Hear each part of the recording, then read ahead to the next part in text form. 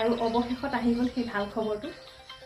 জাহাংগীৰৰ হত্যাকাৰী ওলালে আৰু জাহাংগীৰৰ হত্যাকাৰীক আৰক্ষীয়ে ফাঁচি দিবলৈ সাজু। 9 ঘণ্টীয়া জেৰাৰ সন্মুখীন হ'ল আৰু সকলোখিনি কথা কৈ পেলালে। আপোনালোকে নিশ্চয় গম পাইছে কোনে কৈছে এই কথাষাৰ। সুনীল গগৈ পত্নী আৰু পুত্ৰ আৰু লগতে ভতিজাকে। নমস্কাৰ বন্ধু বান্ধৱীসকল, ময়ূৰপংখী চেনেলৰ অন্য এটা ভিডিঅ' আপোনালোকৰ মাজলৈ লৈ আহিছোঁ আৰু ভিডিঅ'টো আপোনালোকে সম্পূৰ্ণ কৰি শেষলৈকে চাব। যোৱাকালি যিহেতু 9 ঘণ্টা জেৰা চলাইছিলে সুনীল গগৈ পত্নী, পুত্ৰ আৰু ভতিজাকক, আৰু তেতিয়া আমি সকলোৱে ভাবিছিলোঁ সকলোখিনি কথা খুলি কৈ পেলালে যে বৰ্তমান সুনীল গগৈ ক'ত আত্মগোপন কৰি আছে। কিন্তু এতিয়ালৈকে ক'লে জানো তেওঁলোকে এতিয়ালৈকে বৰ্তমান কোৱা নাই। আজি আকৌ তেওঁলোকক থানালৈ মাতিছে আৰু কোন সময়ত তেওঁলোক আজি গ্ৰেপ্তাৰ হয় তাৰো কোনো ঠিক নাই। আজিকালি হৈ গ'ল টকা পইচাৰ খেল। টকা পইচা হৈ গ'লে মানুহক একোৱেই নালাগে, আত্মীয়ও নালাগে, মিতিৰ কুটুম, বংশ পৰিয়াল, ভাই বন্ধু বান্ধৱী একো আত্মীয়ই নালাগে। আৰু সুনীল গগৈৰ লগত জাহাংগীৰৰ সম্পৰ্ক আছিলে মালিকৰ আণ্ডাৰত এজন কাম কৰা কৰ্মচাৰী, আৰু তেওঁতো বেলেগ একো নহয়, তেওঁ মাৰিবলৈ ভয় সেইকাৰণেই নকৰিলে। আৰু সুনীল গগৈয়ে মাৰি পেলোৱা ঘটনাটো সম্পূৰ্ণভাৱে জানে তেওঁ পত্নী, কিন্তু তথাপি ক'ব পৰা নাই টকাৰ কাৰণে।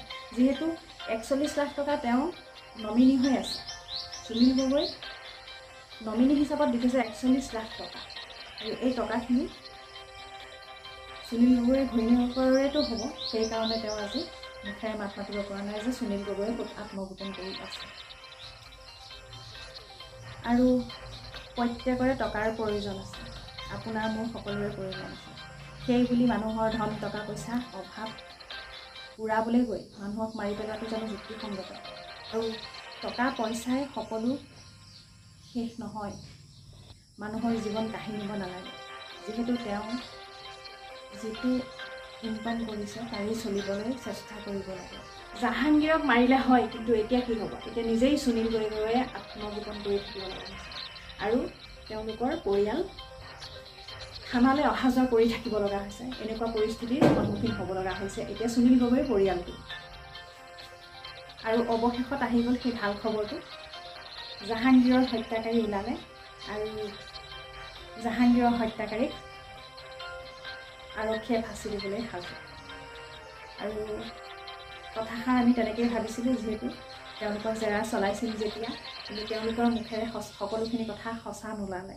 এইটো কাৰণেই নোলালে, তেওঁলোকৰ টকা পইচাৰ লোভ আছে কাৰণেই আজি ক'ত লুকাই আছে সুনীল গগৈ তেওঁলোকৰ পৰিয়ালৰ মুখৰ পৰা উলিয়াব পৰা নগ'লে। তথাপিও আজি কি সন্মুখীন হ'ব লগা হয় সেইটো কোনেও